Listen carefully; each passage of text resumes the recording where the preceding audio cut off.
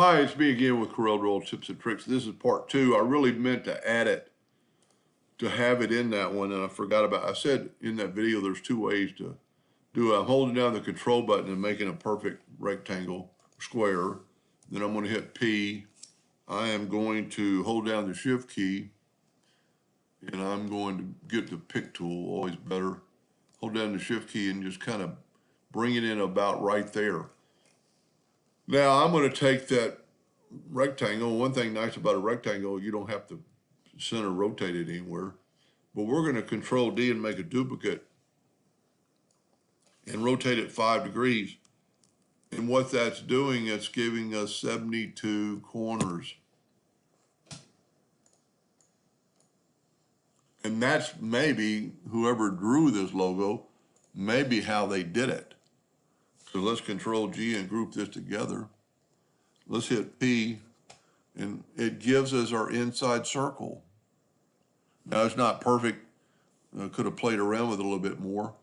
But in this case, we could actually, what I'm going to do is take the red one this time and go to Object and lock it so I can't grab it. And working on the center of the page, I'm going to take my 2-point line and go from that center to that point, and then that point to that point. Can't see them because they're not black. I should have, like I said in the first video, I should have changed my drawing to black.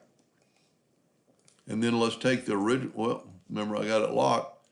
Go to lock and unlock. Let's move this out of the way. Let's take that out of the way. And there's our new logo, basically. And then let's take, this is a total different look. Let's take the virtual segment delete key and delete these lines. Now, I always like working on the top. Whoop, had a fake box. I'm going to take everything and Control G and rotate it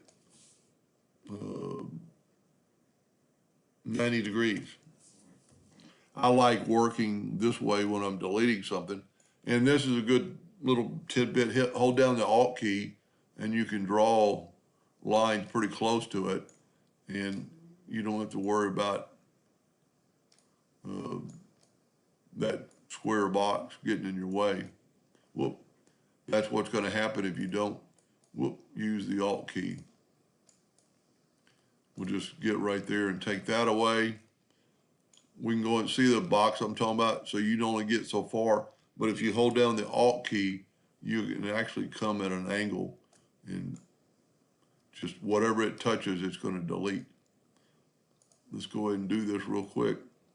Now, by doing this, we've completely changed up the logo, or the way, there's 2 little parts right there. Now what we can do is, since this is all grouped together, we can rotate it back to 0, bring in a box, and because it's all like sealed up, we can take the Smart Fill tool, still fit on red, and then take this out of the way, get our pick tool, take that out of the way, and there's our logo. A little bit quicker, but and maybe a little more accurate because our corners are going to be perfect.